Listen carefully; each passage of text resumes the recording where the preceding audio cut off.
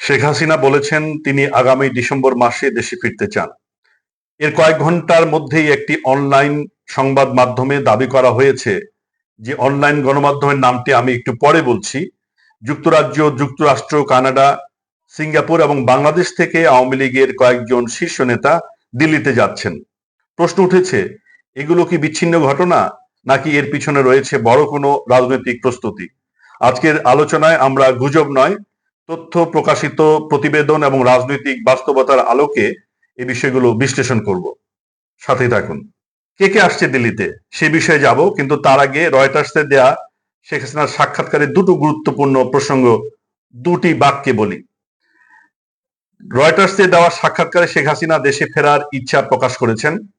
এটি রাজনৈতিকভাবে খুবই গুরুত্বপূর্ণ, আমরা মানি বা না মানি, বা বুঝতে চাই বা না চাই। তবে দেশে ফেরার ইচ্ছে প্রকাশ করা আর বাস্তবে দেশে ফিরে রাজনৈতিক কর্মকাণ্ডে অংশগ্রহণ করা, এই দুটোর মধ্যে বিরাট ফারাক রয়েছে। এখন আসি নতুন আলোচিত খবরে। একটি অনলাইন পোর্টালের প্রতিবেদন দাবি করা হয়েছে, বিভিন্ন দেশ থেকে আওয়ামী লীগের শীর্ষ পর্যায়ের কিছু নেতা দিল্লিতে যাচ্ছেন। এই তথ্যটি এখন পর্যন্ত স্বাধীনভাবে একাধিক নির্ভরযোগ্য আন্তর্জাতিক বা জাতীয় সংবাদ মাধ্যম দ্বারা নিশ্চিত হয়েছে কিনা সেটি যাচাই করা জরুরি। কেন দিল্লিতে যাচ্ছেন নেতারা? বাংলাদেশের রাজনীতিতে দিল্লি নতুন কোনো নাম নয়। বিভিন্ন সময়ে দিল্লির আলোচনা এসেছে বাংলাদেশের রাজনীতির ক্ষেত্রে। যদিও সত্যি আওয়ামী লীগ নেতারা দিল্লিতে বৈঠক করেন, তাহলে সম্ভাব্য আলোচনার বিষয় কি হতে পারে? এগুলো নিয়ে সেখানে আলোচনা হতে পারে। ক্ষমতাচ্যুত প্রধানমন্ত্রী ও আওয়ামী লীগের সভানেত্রী শেখ হাসিনা আগামী ডিসেম্বরে দেশে ফিরে আদালতে আত্মসমর্পণের পরিকল্পনার কথা প্রকাশ্যে জানানোর পর দলের শীর্ষ পর্যায়ের নতুন ধরনের তৎপরতা শুরু হয়েছে। বিভিন্ন দেশে অবস্থানরত, বাংলাদেশে কার্যক্রম নিষিদ্ধ আওয়ামী লীগের নেতাদের একটি অংশ এখন ভারতের রাজধানী নয়াদিল্লিমুখী হচ্ছেন। দলীয় সূত্রগুলো দাবি করছে, শেখ হাসিনার সঙ্গে ধারাবাহিক বৈঠক, দেশে ফেরার সম্ভাব্য রূপরেখা, আইনি প্রস্তুতি এবং সাংগঠনিক পুনর্গঠন, এসব বিষয় নিয়ে আলোচনা করতেই তাদের এই যাতায়াত। দলীয় একাধিক সূত্রের ভাষ্য অনুযায়ী প্রতিবেদন দাবি করেছে, 2024 সালের 5ই আগস্ট অভ্যুত্থানের মুখে আওয়ামী লীগ সরকারের ক্ষমতাচ্যুত হওয়ার পর দলের বহু কেন্দ্রীয় নেতা দেশ ছেড়ে পালিয়ে যান। কেউ ভারতে, কেউ যুক্তরাজ্য, কেউ কানাডা, কেউ যুক্তরাষ্ট্রে, কেউ বা সিঙ্গাপুরে বা অন্য দেশে অবস্থান করছেন। প্রায় 2 বছর পর শেখ হাসিনার দেশে ফেরার ঘোষণাকে কেন্দ্র করে তাদের একটি অংশ আবার ভারতের দিকে ঝুঁকছেন। এদের মধ্যে বিতর্কিত, ক্ষমতায় থাকাকালে দুর্নীতিতে জড়িত বলে ব্যাপকভাবে অভিযুক্ত এবং বিভিন্ন মামলার আসামিরাও রয়েছেন। গত 10 জুলাই আন্তর্জাতিক বার্তা সংস্থা রয়টার্সে প্রকাশিত দীর্ঘ এক সাক্ষাৎকারে শেখ হাসিনা বলেন, তিনি আগামী ডিসেম্বরে দেশে ফিরে আদালতে আত্মসমর্পণ করতে চান। একই সঙ্গে নির্বাসনে থাকা আওয়ামী লীগের নেতাদেরও দেশে ফেরার আহ্বান জানান। তবে দলীয় একাধিক নেতা বলছেন, বিষয়টি শুধু রয়টার্সের সাক্ষাৎকারে যে শেখ হাসিনা বলেছেন তা নয়। গত সপ্তাহে আওয়ামী লীগের কয়েকটি আভ্যন্তরীণ অনলাইন বৈঠকের পর থেকেই এই বিষয়টি সামনে এসেছে এবং এই পরিকল্পনার কথা শেখ হাসিনা আগেই নেতাকর্মীদের জানিয়েছেন।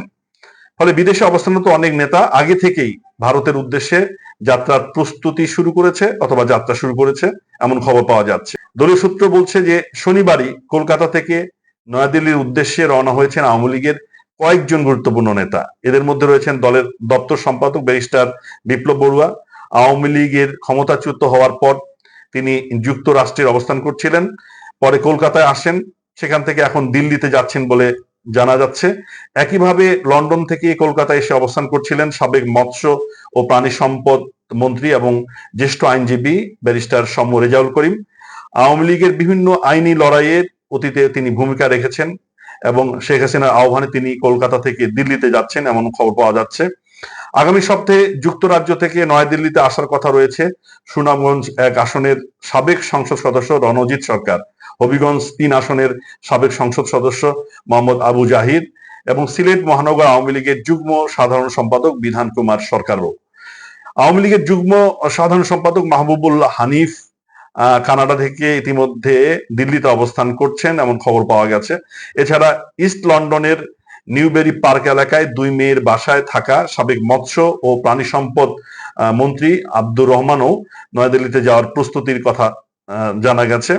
যুক্তরাজ্যের অ্যাক্সেসের রমফোর্ড এলাকায় অবস্থানরত সাবেক নৌ পরিবহন প্রতিমন্ত্রী, গুরুত্বপূর্ণ নেতা আওয়ামী লীগের সাবেক মন্ত্রী খালিদ মাহমুদ চৌধুরী দিল্লিতে ফিরেছেন বলে আওয়ামী লীগের একাধিক সূত্র জানিয়েছে বলে পত্রিকাটি বলছে।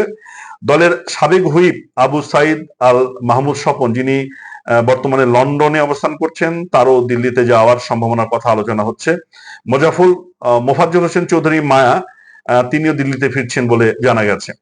যুক্তরাষ্ট্রের নিউ ইয়র্কের জামাইকা এলাকায় সপরিবারে অবস্থান করছেন নারায়ণগঞ্জের সাবেক সংসদ সদস্য শামীম ওসমান, আওয়ামী লীগের খুব গুরুত্বপূর্ণ নেতা।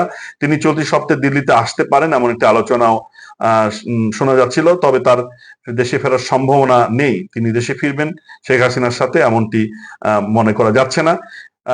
বিভিন্ন সূত্র দাবি করছে যে আওয়ামী লীগের সাধারণ সম্পাদক, সাবেক সড়ক পরিবহন ও সেতু মন্ত্রী ওবায়দুল কাদের, তিনি কলকাতার একটা অভিজাত এলাকায় আছেন, রাজারহাট নিউটাউন এলাকায়। সাবেক স্বরাষ্ট্রমন্ত্রী আসাদুজ্জামান খান কামালও কলকাতার নিউটাউন এলাকায় আছেন এবং আয়েশি অনেকটা জীবনযাপন করছেন সেখানে। সাবেক সংসদ সদস্য আলাউদ্দিন আহমেদ চৌধুরী নাসিম কলকাতার অভিজাত এলাকা টাটা হাউজিং এভিনিউতে বড় আকারে দুটি ফ্ল্যাট নিয়ে থাকছেন, এই খবর জানা গেছে। শেখ হাসিনার আহ্বানে সাড়া দিয়ে তাদের দেশে ফেরার কোনো প্রস্তুতি খবর কিন্তু জানা যাচ্ছে না, যে যারা এই আয়েশিত ভাবে আছেন তারা ফিরবেন কিনা। যদিও আসাদুজ্জামান খান কামাল তার একটা অডিও বার্তায় বলেছেন যে শেখ হাসিনা, ভিডিও বার্তায় বলেছেন যে সভানেত্রী শেখ হাসিনা দেশে ফেরার জন্য তাদেরকে প্রস্তুতি নেওয়ার কথা বলেছে।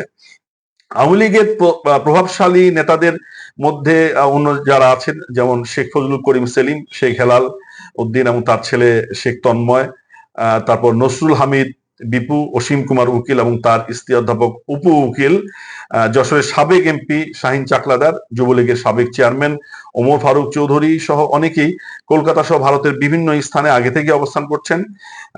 তারাও দেশে ফিরে আদালতে যে আত্মসমর্পণ করবেন এই বিষয়ে তাদের আগ্রহের কথা এখনো জানা যায়নি। পত্রিকাটি বলছে যে তারা শেখ হাসিনার সাথে দেশে ফিরতে অনাগ্রহ প্রকাশ করেছেন। অন্যদিকে সাবেক উপমন্ত্রী এনামুল হক শামীম, সাবেক হুইপ সানজিদা খানম এবং আওয়ামী লীগের ত্রাণ ও সমাজ কল্যাণ যে সম্পাদক আমিনুল ইসলামও বর্তমানে যুক্তরাষ্ট্রে আছেন। চট্টগ্রামের সাবেক মেয়র আজম ও নাসির উদ্দিন বর্তমানে সিঙ্গাপুরে অবস্থান করছেন বলে জানা গেছে, তার ঘনিষ্ঠ জনেরা বলেছেন বা রাজনৈতিক সূত্র জনের থেকে জানা গেছে। তাদের কয়েকজনেরও পর্যায়ক্রমে ভারতের উদ্দেশ্যে যাওয়ার সম্ভাবনার কথা দলের বিভিন্ন নেতাকর্মীরা বলেছেন এই পত্রিকার একটিকে। দলীয় সূত্রে ভাষ্যে আরো জানা গেছে পত্রিকাটির প্রতিবেদনে যে শেখ হাসিনা দেশে ফেরার প্রস্তুতির অংশ হিসেবে আইনি, প্রশাসনিক ও কূটনৈতিক বিষয়গুলো সমন্বয়ের জন্য আইনজীবীদের নিয়ে একটি বিশেষ দল গঠন চিন্তা করছেন। সেই দলে ব্যারিস্টার বিপ্লব বড়ুয়া, তারপর মহিবুল হাসান চৌধুরী নওফেল এবং সম রেজাউল করিম থাকতে পারেন বলে আলোচনা রয়েছে। আন্তর্জাতিক বিভিন্ন সংস্থা, বিশেষ করে জাতিসংঘ সহ সংশ্লিষ্ট মহলের সঙ্গে যে যোগাযোগের কাজ, সেই যোগাযোগের কাজ করার জন্য কয়েকজন জ্যেষ্ঠ নেতাকে দায়িত্ব দেওয়ার চিন্তা ভাবনা করা হচ্ছে এবং এক্ষেত্রে অনেকটা কাজ এগিয়ে গেছে বলে জানা গেছে। একই সঙ্গে শেখ হাসিনার পক্ষে আনুষ্ঠানিক মুখপাত্র হিসেবে খুব গুরুত্বপূর্ণ এক ধরনের পরিবর্তন আসতে পারে আনুষ্ঠানিকভাবে, যে মুখপাত্র হিসেবে নিয়োগের বিষয়েও আলোচনা চলছে, এটা দলীয় সূত্র কনফার্ম করেছে। রাজনৈতিক অভিজ্ঞতা, গণমাধ্যমের গ্রহণযোগ্যতা এবং দলের ভিতর গ্রহণযোগ্য এমন একজন ব্যক্তিকে এই দায়িত্ব দেওয়া হবে বলে জানা যাচ্ছে, কারণ সবসময় শেখ হাসিনা তিনি কথা বলতে পারবেন না বা সেটি সম্ভবও নয়, যে কারণে তার একটা মুখপত্র নির্বাচনের আলোচনা চলছে। এ বিষয়ে চূড়ান্ত সিদ্ধান্ত হলে প্রকাশ্যে এটা জানানো হবে বলেও জানা গেছে। দলের সাংগঠনিক পুনর্গঠন এই আলোচনাগুলোতে গুরুত্ব পাচ্ছে। ইতিমধ্যে এটি নিয়ে অনেক আলোচনাও হয়েছে অনলাইনে নেতাকর্মীদের মধ্যে, তৃণমূল পর্যায়ের নেতাকর্মীদের মধ্যে। আওয়ামী লীগের বিভিন্ন সাংগঠনিক স্তরে নতুন কমিটি গঠনের প্রক্রিয়া নাকি শুরু হয়ে গেছে বলেও নেতারা জানিয়েছেন। বিশেষ করে যেসব কমিটি দীর্ঘদিন নিষ্ক্রিয় ছিল সেগুলো পুনর্গঠন করা হচ্ছে। দলীয় নির্দেশনা অনুযায়ী যারা বিভিন্ন মামলায় বা গ্রেপ্তার হয়েছেন, রাজনৈতিকভাবে চাপের মধ্যেও থেকেও এলাকায় সক্রিয় ছিলেন অথবা মামলায় গ্রেপ্তার হয়ে জামিন পেয়েছেন, তাদের নেতৃত্বে আনার চেষ্টা চলছে। দলীয় ত্রাণ ও সমাজ কল্যাণ বিষয়ক উপকমিটির সদস্য রোকেয়া প্রাচীকেও শেখ হাসিনা দিল্লিতে ডেকেছেন বলে জানা গেছে। কয়েক মাস ধরে তিনি ভারতে অবস্থান করছেন এবং আওয়ামী লীগের রাজনৈতিক প্রচারে সক্রিয় রয়েছেন। একইভাবে প্রেসিডিয়াম সদস্য জাহাঙ্গীর কবির নানকের মেয়ে এবং মহিলা আওয়ামী লীগের মা ও শিশু বিষয়ক যে সম্পাদক এস এম আমরিন রাখি, মহিলা আওয়ামী লীগ সাংগঠনিক সম্পাদক ঝর্ণা বারুই এবং খাগড়াছড়ি জেলা পরিষদের চেয়ারম্যান অপু ত্রিপুরাও দিল্লিতে গেছেন বলে দলীয় সূত্র নিশ্চিত করেছে। প্রতিবেদনে বলা হয়েছে যে আওয়ামী লীগের একাধিক সূত্রের উদ্ধৃতি দিয়ে যে গত কয়েক মাসে শেখ হাসিনা দিল্লিতে প্রায় 2 শতাধিক নেতার সঙ্গে পৃথক পৃথক বা ছোট ছোট পরিসরে বৈঠক করেছেন। লন্ডন, নিউ ইয়র্ক, টরন্টো এবং অন্যান্য শহরে অবস্থানরত অনেক নেতাও তার সাথে দেখা করেছে। দলটির ভবিষ্যৎ সম্পর্কে যে সিদ্ধান্ত, সেই সিদ্ধান্ত জনগণই নেবেন, তিনি এই রয়টার্সের ভাষণ দিতে বলেছেন। অর্থাৎ তার বিচারের ভার জনগণকে দিয়েছেন। এই প্রথম তিনি তার ভুল ত্রুটি হতে পারে এমনই একটি বক্তব্য দিয়েছেন, সেটা আমরা জানি। সাক্ষাৎকারে তিনি দাবি করেন যে দল পুনর্গঠনের অংশ হিসেবে অনলাইনে দেশের 300 সংসদীয় আসনের মধ্যে 125টি আসনের নেতাকর্মীদের সাথে তিনি কথা বলেছেন এবং তৃণমূল নেতা কর্মীদের সাথে কথা বলেছেন। তিনি পরিস্থিতি বোঝার চেষ্টা করেছেন, তাদের কাছ থেকে পরিকল্পনা দিয়েছেন এবং সাহস জুগিয়েছেন। তবে শেখ হাসিনা ফেরার যে ঘোষণা দিয়েছেন, এটি নিয়ে আওয়ামী লীগের ভিতরেও মতভেদ রয়েছে। নেতাদের একটা অংশ মনে করেন যে শেখ হাসিনার এই ঘোষণা বা আদালতে যে আত্মসমর্পণের ঘোষণা, সেটা দলীয় নেতাকর্মীদের মধ্যে একটা নতুন করে আস্থা তৈরি করবে এবং শক্তি যোগাবে বা এক ধরনের রাজনৈতিক বার্তা। আবার অন্য একটা অংশ মতে বর্তমান রাজনৈতিক ও আইনি বাস্তবতা এই পরিকল্পনা বাস্তবায়ন কতটা সম্ভব সেটি এখনো অনিশ্চিত। তাদের প্রশ্ন যে শেখ হাসিনা যদি দেশে ফিরেনও, তার সঙ্গে কতজন শীর্ষ নেতা এই ধরনের ঝুঁকি নেবেন, জীবনের ঝুঁকি নেবেন বা এই ধরনের আইনি হামলার যে বা আইনি পরিস্থিতির ঝুঁকি নেবেন, সেটি নিয়ে সংশয় আছে অনেকের মধ্যে। তবে রাজনৈতিক বিশ্লেষকদের একটি অংশ মনে করছে যে আওয়ামী লীগের সম্ভাব্য যে প্রত্যাবর্তনের আলোচনায় ভারতের ভূমিকা অত্যন্ত গুরুত্বপূর্ণ হয়ে আসবে। তাদের মতে বিদেশে ছড়িয়ে থাকা যে নেতাকর্মীরা রয়েছে, তাদের একটি বড় অংশ প্রথমে ভারতে জড়ো হওয়ার যে প্রবণতা দেখা যাচ্ছে, তা কেবল ভৌগোলিক সুবিধার কারণে নয়, বরং রাজনৈতিক, কূটনৈতিক এবং যোগাযোগ সংক্রান্ত বিষয়ের সঙ্গে যুক্ত থাকতে পারে। তবে ভারতের সরকার এ বিষয়ে প্রকাশ্যে এখন পর্যন্ত কোনো মুখ খুলছে না, তারা কোনো কিছু জানায়নি। তারা বলছেন যে শেখ হাসিনার তার নিজস্ব ইচ্ছায় এটা প্রকাশ করেছেন। ফলে ভারতের ভূমিকা নিয়ে যেসব আলোচনা চলছে, সেগুলো এখনো মূলত রাজনৈতিক বিশ্লেষণের মধ্যে সীমাবদ্ধ। সব মিলিয়ে শেখ হাসিনা দেশে ফেরার ঘোষণার পর আওয়ামী লীগের অভ্যন্তরীণ নতুন করে সাংগঠনিক তৎপরতা শুরু হয়েছে।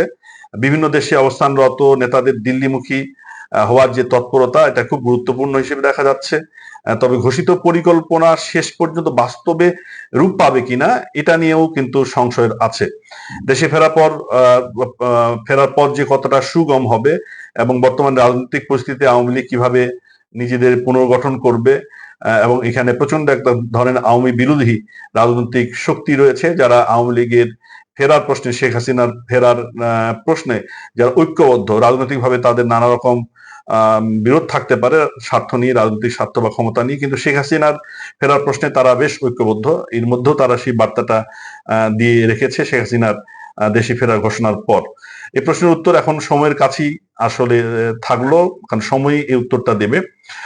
সর্বশেষ একটা বিষয় মনে রাখা জরুরি, যে যেটা আলোচনা করা দরকার, আলোচনা আনা দরকার, যে এই মুহূর্তে আমাদের হাতে রয়েছে শেখ হাসিনার প্রকাশ্য বক্তব্য এবং বিভিন্ন গণমাধ্যমের কিছু প্রতিবেদন বা এসব নিয়ে কূটনীতিকদের নানা রকম যে আলোচনা, পর্যালোচনা বা সম্ভাব্য কথাবার্তা। কিন্তু দিল্লিতে কারা যাচ্ছেন, সেখানে কি আলোচনা হচ্ছে, কিংবা শেখ হাসিনা দেশে ফেরার জন্য আনুষ্ঠানিক কোনো পরিকল্পনা চূড়ান্ত করেছেন কিনা, এসবের বিষয়ে স্বাধীনভাবে নিশ্চিত করে এখন কিছু বলা যাচ্ছে না। আপনার কি মনে হয় দর্শক, যে শেখ হাসিনা দেশে ফেরার ঘোষণা কি বাস্তব প্রস্তুতির অংশ, নাকি এটি মূলত একটি রাজনৈতিক বার্তা? আর সেই সাথে দিল্লিতে যে নেতারা যাচ্ছেন, তারা কি সকলে শেখ হাসিনার সাথে ফিরতে পারবেন? আপনার মতামত কমেন্টসে লিখুন। ভিডিওটি ভালো লাগলে লাইক দিন, শেয়ার করুন এবং পলিটিকো বাংলা চ্যানেলটিকে সাবস্ক্রাইব করতে ভুলবেন না, সে অনুরোধ করছি। সকলে ভালো থাকবেন। অন্য কোনো বিষয় নিয়ে অন্য কোনো ভিডিওতে দেখা হবে। ভালো থাকুন। শুভরাত্রি।